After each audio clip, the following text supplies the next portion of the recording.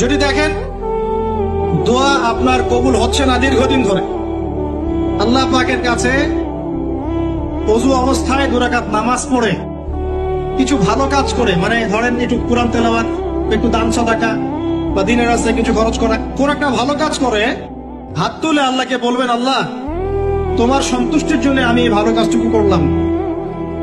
আল্লাহ তোমার তাওহীদের কালিমা লা ইলাহা ইল্লাল্লাহ এর ওসিলায় আমার দোয়াটা কবুল।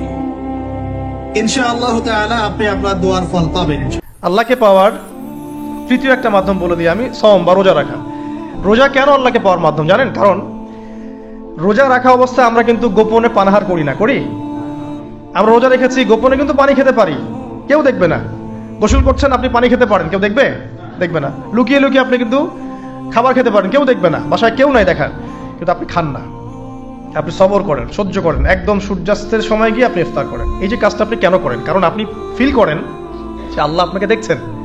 কেউ আপনাকে দেখুক না দেখুক, আল্লাহ আপনাকে দেখছেন। এটাই হচ্ছে ইহসান, এটাই হচ্ছে আল্লাহ পাকের মারিফতকে উপলব্ধি করা। আল্লাহ রাসূল সাল্লাল্লাহু আলাইহি ওয়াসাল্লাম বলেছেন, ইহসান হচ্ছে আন তা'বুদাল্লাহা কাআন্নাকা তারা, তুমি এমন ভাবে আল্লাহর ইবাদত করবে যেন তুমি আল্লাহকে দেখছো।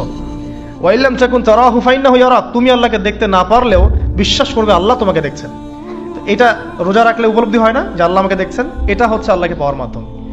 3 জিনিসের দিকে তাকালেই সওয়াব। কয় জিনিস? জোরে বলেন। 1 নাম্বার আন-নাযার ইলাল মুসহাফ, কোরআনের দিকে তাকালেই সওয়াব, পড়া লাগবে না, পড়লে তো সওয়াব আছে, তাকানো মাত্রই। 2 নাম্বার আন-নাযার ইলা ওয়াজহিল ওয়ালিদাইন, মা বাবার চেহারা, মা বাবার খেদমত করলে তো সওয়াব আছেই, টাকা দিলে তো সওয়াব আছেই, কিন্তু মা বাবার চেহারার নজরের দিকে যদি রহমতের নজরে একবার তাকান, একটা কবুল হজ করলে যেই সওয়াব, ওই সওয়াব আমল নামাই দিবে কে? মা বাবা এমন জিনিস আমরা চিনলাম না। 3 নাম্বার, আল্লাহর কাবা ঘরের গিলাফের দিকে যখন নজর করে তাকাবেন, 20টা রহমত নাজিল করবে কে? 19 বার বিসমিল্লাহ বললে কি হয় জানলে আপনি অবাক হয়ে যাবেন। বিসমিল্লাহ মানে আল্লাহর নামে আমি শুরু করছি। পবিত্র কোরআনুল কারীমের ভিতরে সর্বপ্রথম কিন্তু আল্লাহ তাআলা বিসমিল্লাহির রহমানির রহিম দিয়ে শুরু করেছেন, ঠিক কিনা? বিসমিল্লাহির রহমানির রহিমের ভিতরে অনেক ফজিলত রয়েছে।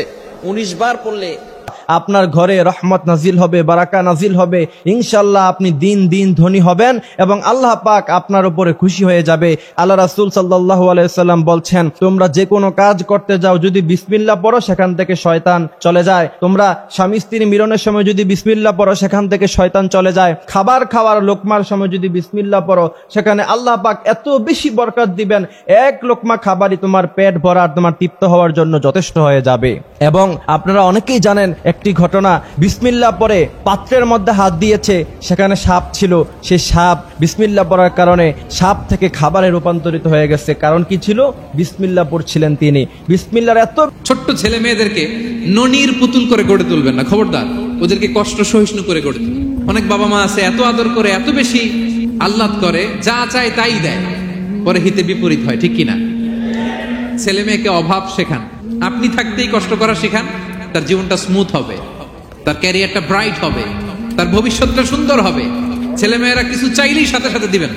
ছেলে মেয়েকে কষ্ট শেখান, ওদেরকে সংগ্রাম শেখান, প্রতিকূল পরিবেশে কি করে টিকে থাকতে হয় এটার সবক শেখান। জীবন এটা সহজ নয়, জীবন চলার পথ সহজ নয়, এটাকে সহজ করে নিতে হয়। কখনো সবর করে, কখনো ক্ষমা করে, কখনো অন্যকে ইগনোর করে, কখনো দোয়া করে, কখনো আল্লাহর উপর তাওয়াক্কুল করে, ঠিক কিনা? ছেলে মেয়েকে আদর করে বোঝাবেন, বাবা এখন তুমি বাবার হোটেলে খাও, মায়ের হোটেলে ঘুমাও। সারা জীবন এমন চলবে না, দুনিয়াটা বড্ড কঠিন, এখানে কেউ কাউরে জায়গা করে দেয় না, নিজের জায়গা নিজেরই করে নিতে হয়, ঠিক কিনা?